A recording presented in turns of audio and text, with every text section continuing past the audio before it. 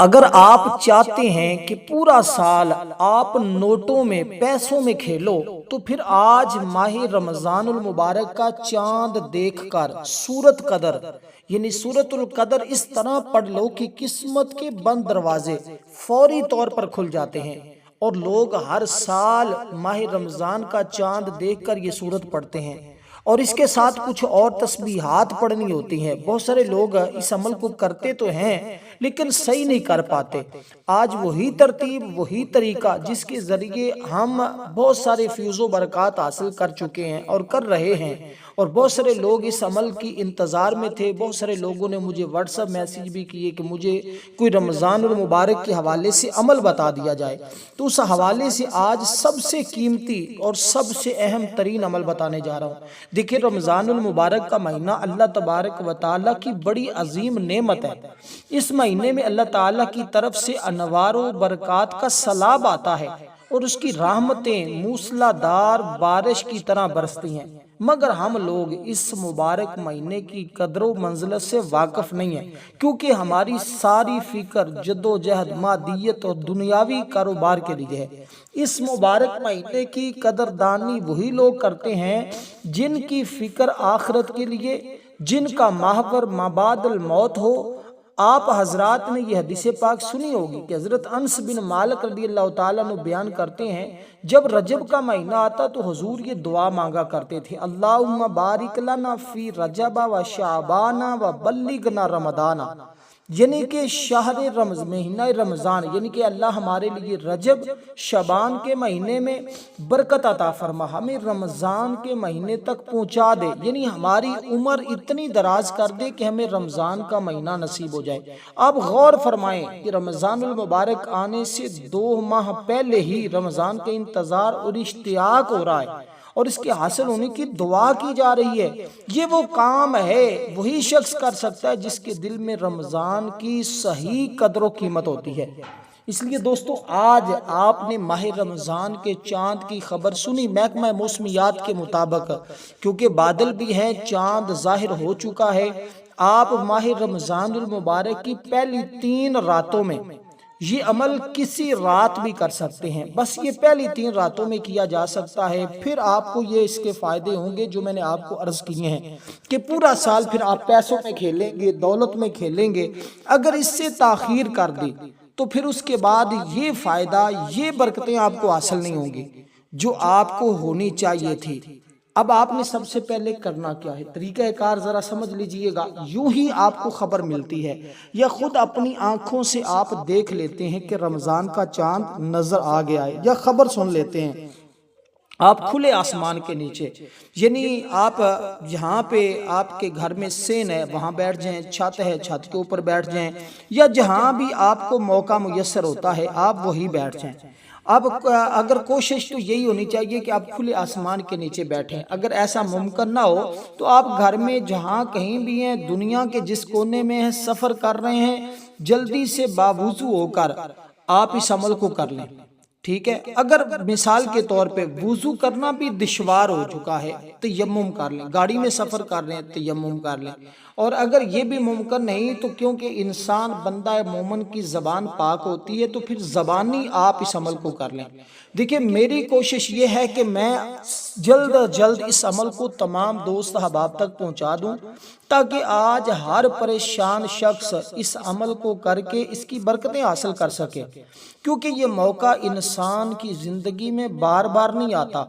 آج بڑا سنہرا موقع ہے، یہ موقع سال کے اندر ایک بار ہی ملتا ہے جب ماہ رمضان کا چاند نظر آتا ہے۔ دیکھیں، رمضان عربی زبان کا لفظ ہے جس کے معنی ہے جھلسا دینے والا۔ اس مہینے کا نام اس لیے رکھا گیا کہ اسلام میں جب سب سے پہلے یہ مہینہ آیا تو سخت اور جلسا دینے والی گرمی میں آیا تھا، لیکن بعض علماء کہتے ہیں اس مہینے میں اللہ تبارک و تعالیٰ اپنی خاص رحمت سے روزے دار بندے کے گناہوں کو جلسا دیتے ہیں اور معاف فرما دیتے ہیں، اس لیے اس مہینے کو رمضان کہتے ہیں۔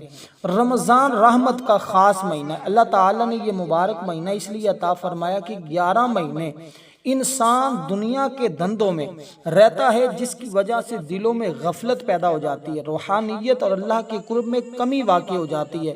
تو رمضان المبارک میں آدمی اللہ کی عبادت کر کے اس کمی کو دور کر سکے، دلوں کی غفلت اور زنگ کو ختم کر سکے، تاکہ اللہ تعالیٰ کا قرب حاصل کر کے زندگی کا ایک نیا دور شروع ہو جائے۔ جس طرح کسی مشین کو کچھ عرصہ استعمال کرنے کے بعد اس کی سروس اور صفائی کرانی پڑتی ہے، اسی طرح اللہ تعالیٰ نے انسان کی صفائی اور سروس کے لیے یہ مبارک مہینہ مقرر فرما دیا ہے۔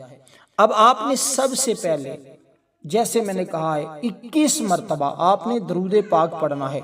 اللہم صلی علی محمد وعلی آل محمد کما صلیت علی ابراہیم وعلی آل ابراہیم انکا حمید مجید۔ اللہم بارک علی محمد وعلی آل محمد کما بارکت علی ابراہیم وعلی آل ابراہیم انکا حمید مجید۔ اس طرح آپ نے درود پاک پڑھا، اور ہماری آج چاند رات، جو بھی چاند رات ہوگی اس میں ہماری ایک خصوصی دعا ہے۔ جو شخص اس چاند رات کی دعا کے اندر اپنا نام شامل کروانا چاہتا ہے، 10 مرتبہ درود پاک پڑھے، کومنٹ میں نام لکھے، انشاءاللہ اس کو دعاؤں میں شامل کیا جائے گا۔ ویڈیو کو لائک بھی ضرور کیجئے گا، تاکہ آگے شیئر بھی زیادہ سے زیادہ کیجئے گا، تاکہ زیادہ لوگ اس عمل سے مستفیض ہو سکیں اور اس کی برکتیں حاصل کر سکیں۔ اب آپ نے اس ترتیب کے ساتھ جتنی تعداد بتائی ہے اتنی تعداد میں آپ نے درود پاک پڑھ لیا۔ اس میں آپ نے کمی پیشی نہیں کرنی، بس ان باتوں کا خیال رکھنے۔ دیکھیں، جو اللہ والوں نے ایک ترتیب مقرر فرمائی ہوتی ہے نا، ہمیں چاہیے کہ ہم اس کے مطابق اعمال کریں، اس میں کمی یا زیادتی اپنی طرف سے نہ کریں۔ ایک تالا ہے نا، اس کی چابی ہے، اگر چابی کا ایک دندہ توڑ دیا جائے تو اس کو پھر تالے میں لگایا جائے تو وہ کبھی بھی تالا نہیں کھولے گی۔ اس لیے اگر ایسا کر رہے ہیں تو پھر آپ ایسا نہ کیجئے گا۔ خدا را اگر تو آپ اس عمل سے یہ ساری برکتیں جو آپ کو بتائیں ہیں یہ حاصل کرنا چاہتے ہیں کہ پورا سال آپ کے گھر سے رزق ختم نہ ہو، آپ کی جیب سے پیسہ ختم نہ ہو، تو پھر آپ نے اس ترتیب کے ساتھ اس عمل کو کرنا ہے، کیونکہ یہ سورۃ القدر، یہ وہ بابرکت صورت ہے جس کے بارے میں نائب رسول پاک صلی اللہ علیہ وسلم نے خود، میرے آقا نے خود ارشاد فرمایا، جو شخص سورۃ قدر کی تلاوت کرے گا تو وہ شخص کی طرح ہے جس نے ماہ رمضان کے روزے رکھے اور پوری شب قدر جاگتا رہا۔ اور امام محمد باقر علیہ السلام رحمۃ اللہ علیہ، جناب رسول پاک صلی اللہ علیہ وسلم نے فرمایا، جو شخص سورۃ القدر کو بلند آواز سے پڑھے وہ شخص کی طرح جس نے خدا کی راہ میں تلوار کھینچی، جہاد کیا۔ جو شخص سورۃ القدر کو ایسا پڑھے وہ شخص کے برابر جو رائے خدا میں اپنے میں تڑپتا رہا، یعنی اللہ کی راہ میں قتل ہو کر پائے خون میں تڑپتا رہا۔ مگر یہ سارے فضائل ہے، اس لیے جو اس کو پڑھے گا، اس کو سمجھے گا، اور جو اس طرح اللہ کی رضا کے لیے اس عمل کو کرے گا۔ اسی طرح جناب مصطفیٰ صلی اللہ علیہ وسلم نے ارشاد فرمایا، حضرت امام محمد تقی سے روایت ہے، وہ فرماتی سورت کا کثرت کے سے پڑھنا قرض کی ادائیگی کو ہمیشہ کے لیے ختم کر دیتا ہے، قرض کا خاتمہ ہو جاتا ہے، اور رزق اتنا وسیع ہو جاتا ہے کہ انسان اس کا سوچ بھی نہیں سکتا۔ امام جعفر صادق بھی اس کے بارے میں بیان کرتے ہیں، فرمایا جو شخص اس سورہ مبارکہ کو پڑھتا ہے اللہ اس کی حفاظت بھی فرماتا ہے، اس کی حفاظت کا یہ سبب بنتا ہے۔ نیز دشمن کے سامنے بھی اگر اس کو پڑھا جائے تو دشمن کبھی آپ کے اوپر غالب نہیں آئے گا، ہمیشہ آپ ہی اپنے دشمن کے اوپر غالب رہیں گے اور آپ کو غلبہ ملے گا۔ اگر کوئی چیز تقدیر پر سبقت کر سکتی ہے تو وہ سورۃ القدر پڑھنے والا شخص ہے۔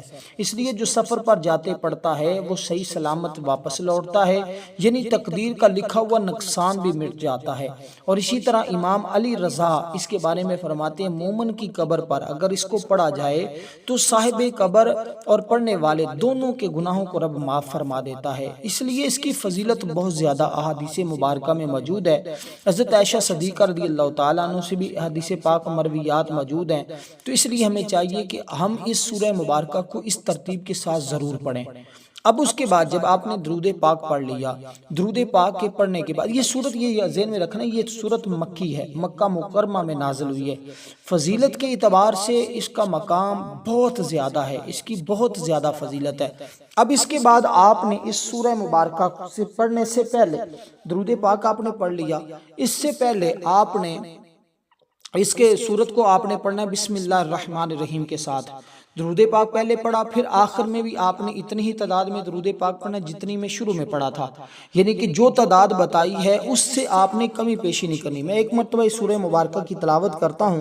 بسم اللہ الرحمن الرحیم، انا انزلناہ فی لیلۃ القدر وما ادراک ما لیلۃ القدر، لیلۃ القدر خیر من الف شہر، تنزل الملائکۃ والروح فیہا باذن ربہم من کل امر، سلام ہی حتی مطلع الفجر۔ بس یہ مختصر سی صورت ہے، اس کو آپ نے پڑھنا ہے، جس کے اول آخر درود پاک پڑھنے کے بعد پھر آپ نے اپنی جگہ پر اسی جگہ بیٹھے رہنا ہے، ابھی اپنی جگہ سے اٹھنا نہیں ہے۔ اب آپ نے کرنا کیا ہے؟ اب آپ نے سب سے پہلے 33 مرتبہ، آپ نے 33 مرتبہ یہ دعائے استغفار پڑھنی ہے۔ یہ دعا استغفار پڑھ کے پھر آپ نے جب دعا مانگنے سے پہلے، یعنی کہ جب یہ عمل شروع کرنا ہے، عمل شروع کرنے سے پہلے آپ نے اس رات کی دعا مانگنی ہے، دعا پڑھنی ہے، یعنی کہ پہلے اس عمل کو کرنے سے پہلے، یعنی کہ آپ نے یہ سورہ مبارکہ اور اس کے اول آخر درود پاک پڑھنے سے پہلے دعائے، یعنی کہ چاند کو دیکھنے کی دعا پڑھنی، وہ میں ایک مرتبہ پڑھتا ہوں، آپ نے 3 مرتبہ پڑھنی ہے۔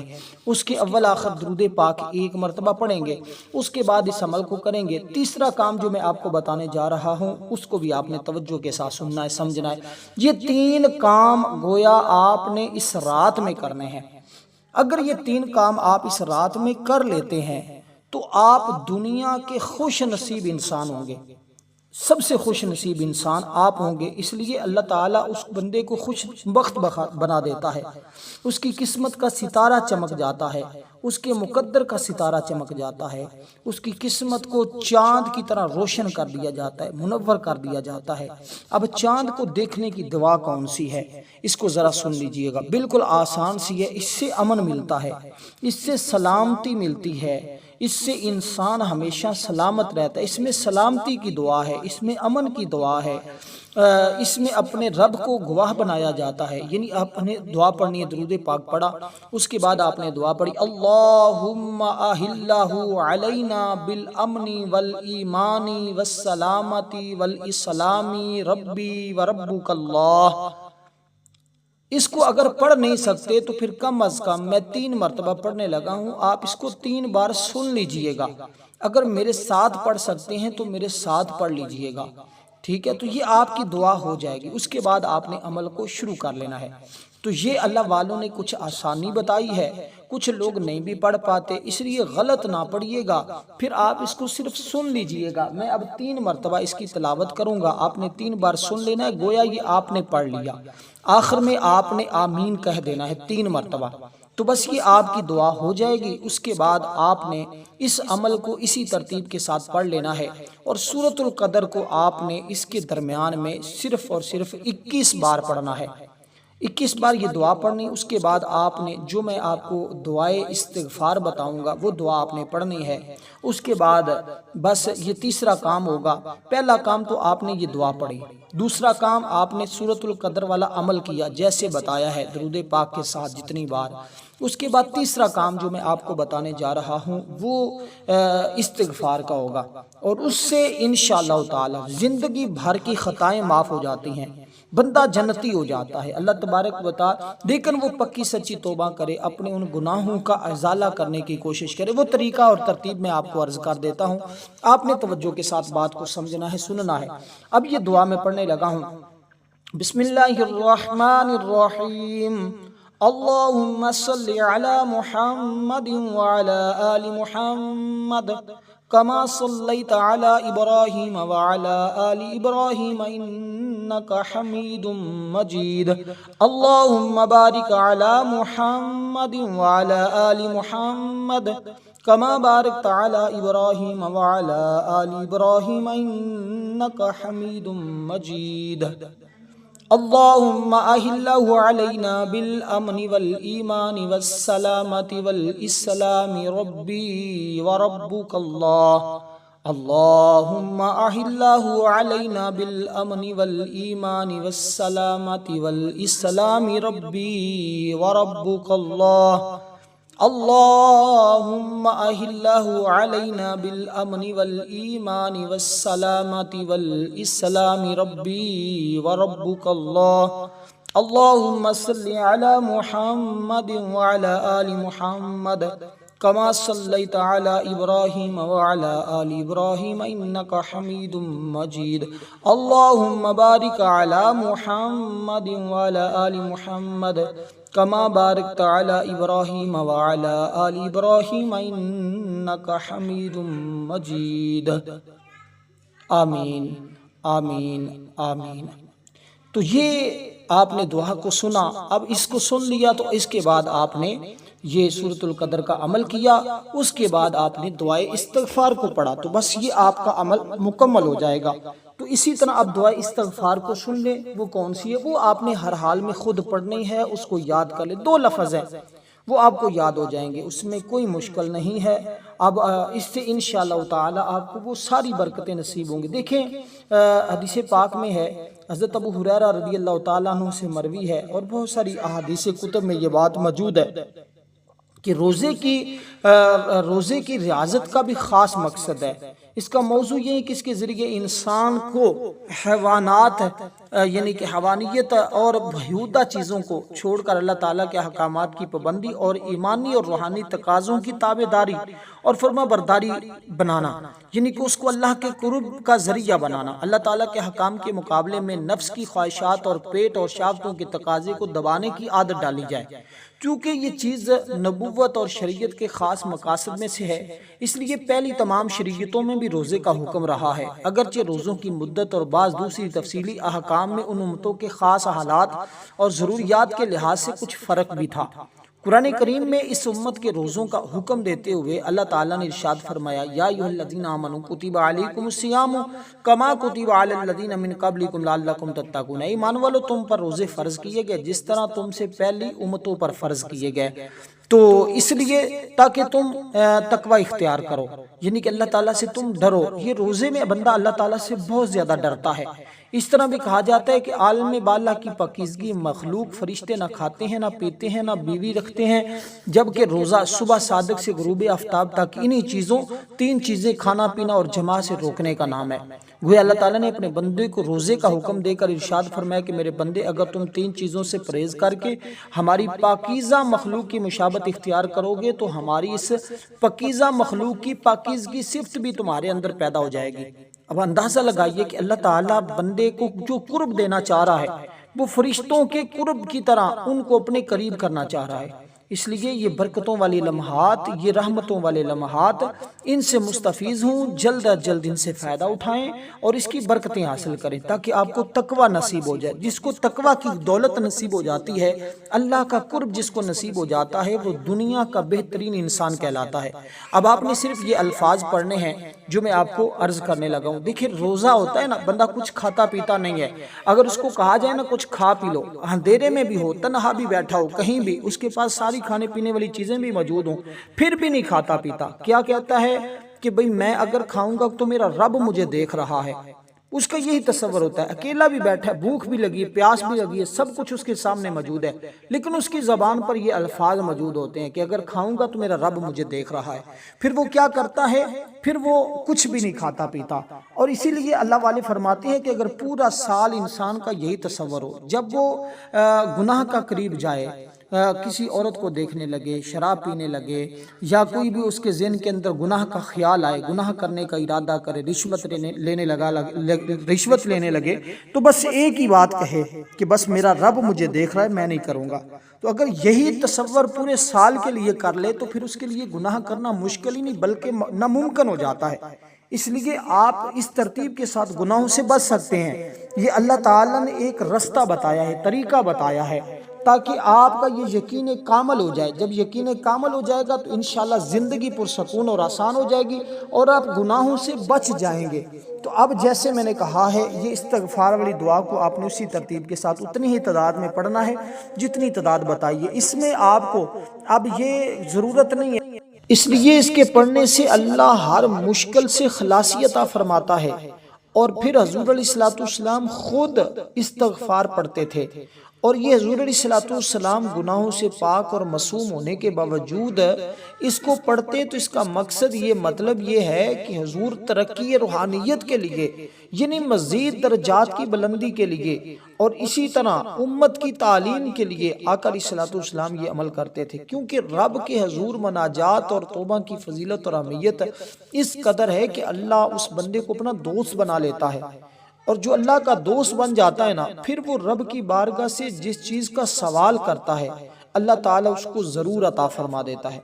اس طرح دوستو انسان میں شر کی بھی طاقتیں موجود ہیں، اور ایک انسانی نفس ہے، ایک اندرونی دشمن ہے، ایک اس کا بیرونی دشمن ہے، ایک اس کا نفس ہے، ایک شیطان ہے۔